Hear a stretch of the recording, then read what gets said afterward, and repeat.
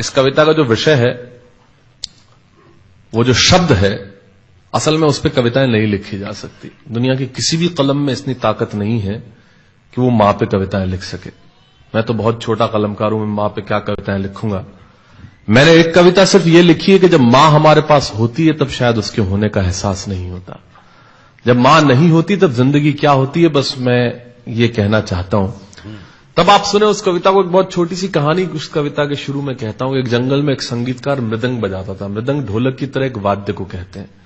और जब मृदंग बजाता तो एक बकरी का बच्चा वहां रोज आके खड़ा हो जाता। एक दिन सर ये कैमरे जो भी हैं बंद कर दें प्लीज, फॉर गॉड सेक। बकरी का बच्चा वहां खड़ा हो जाता आके, तो मृदंग जो बजाता था संगीतकार, उसने उस मेमने से एक दिन पूछ लिया कि यार तुझे क्या मेरा सुर, मेरी ताल, मेरी लय बहुत अच्छी लगती है जो तू रोज यहां चला आता है। वो बोला मैं नहीं जानता कि आप क्या बजाते हैं, न मुझे सुर की समझ, न ताल की समझ, न लय की समझ।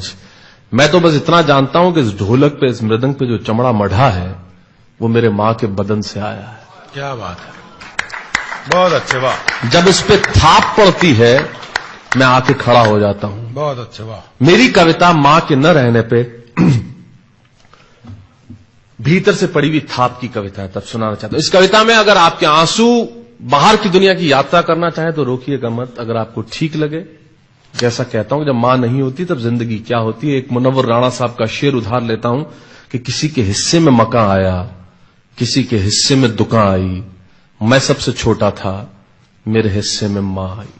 क्या बात है, वाह वाह, बहुत अच्छा। तब कहता हूं कि कल जब उठकर काम पर जा रहा था तो अचानक लगा कि कोई रोक लेगा मुझे।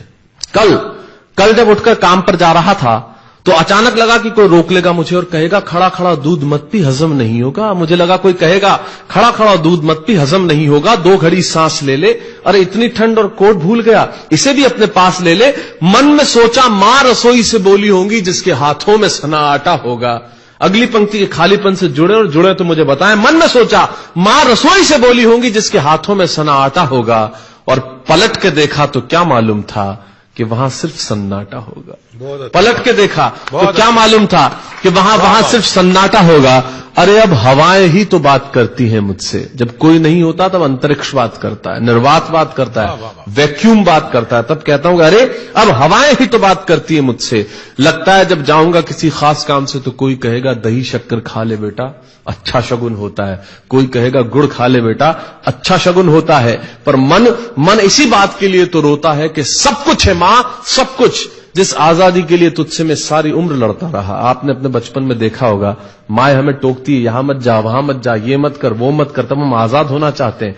और आजादी की कीमत कितनी बड़ी देनी पड़ती है। अगर कम शब्दों में मैंने ठीक बात कह दी हो तो इसका एहसास मुझे जरूर कराइएगा कि सब कुछ है मां, सब कुछ। जिस आजादी के लिए तुझसे मैं सारी उम्र लड़ता रहा, वो सारी आजादी मेरे पास है।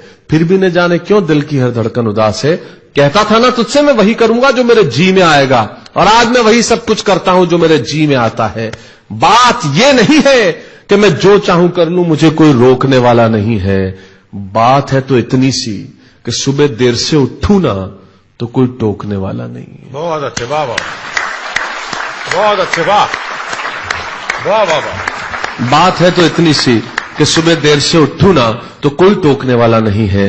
रात को देर से लौटूं तो कौन नाराज होगा भला, कौन कहेगा बार बार कि अब कहां चला। आप ही के जिंदगी के कुछ दृश्य चुराता हूं और आप ही को सौंपता हूं। रात को देर से लौटूं तो कौन नाराज होगा भला, कौन कहेगा बार बार कि अब कहां चला। दोस्तों के साथ घूमने पर उल्हाने कौन देगा, मेरे वो तमाम झूठे बहाने कौन देगा। सच कहा साहब, गम की चोटें जख्मों पे फौलाद से ज्यादा क्या होगी, और मां की दौलत दुनिया में औलाद से ज्यादा क्या होगी। तब कहना चाहता हूं कि रात को देर से लौटूं तो कौन नाराज होगा भला, कौन कहेगा बार बार कि अब कहां चला। दोस्तों के साथ घूमने पर उल्हाने कौन देगा, मेरे वो तमाम झूठे बहाने कौन देगा।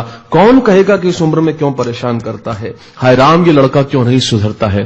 पैसे कहां खर्च हो जाते हैं तेरे, क्यों नहीं बताता है। सारा दिन मुझे सताता है, रात को देर से आता है, खाना गर्म करने को जागती रहूं, खिलाने को तेरे पीछे भागती रहूं, बहाती रहूं आंसू तेरे लिए। कभी कुछ सोचा है मेरे लिए। खैर मेरा तो क्या होना है और क्या हुआ है, इस बुढ़िया का तो क्या होना है और क्या हुआ है।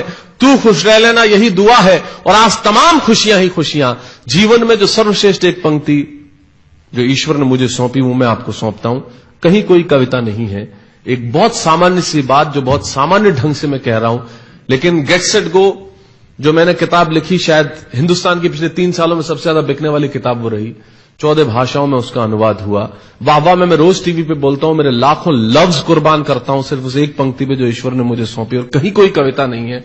आप ही का भाव आपकी उठा को सौंपता हूं और देता हूं, और जिस विश्वास के साथ मैंने लिखा उस विश्वास के साथ आपको देता हूं कि मेरा तो क्या होना है और क्या हुआ है, इस बुढ़िया का तो क्या होना है और क्या हुआ है, तू खुश रह लेना यही दुआ है। और आज तमाम खुशियां ही खुशियां, गम ये नहीं है कि कोई ये सब खुशियां बांटने वाला होता, पर कोई तो होता जो गलतियों पे डांटने वाला होता। बहुत अच्छे, वाह वाह वाह वाह, बहुत अच्छे, वाह। गम ये नहीं है कि कोई ये सब खुशियां बांटने वाला होता, पर कोई तो होता जो गलतियों पे डांटने वाला होता। और अंतिम पंक्तियां देता हूं कि तू होती ना तो हाथ फेरती, कभी सर पर या हल्के से बाम लगाती, आवाजें दे देकर सुबह उठाती, दिवाली पे टीका लगाकर रुपए देती और कहती बड़ों के पांव छूना आशीर्वाद मिलेगा, कपड़े मत फाड़ना अगला कपड़ा अगली दिवाली को सिलेगा। बहन को सताता तो तू चांटे मारती, बीमार पड़ता तो रो रो के नजरें उतारती, परीक्षा से आते ही खाना खिलाती, पिता की डांट का डर दिखाती, फिर पिता की डांट से तू ही बचाती,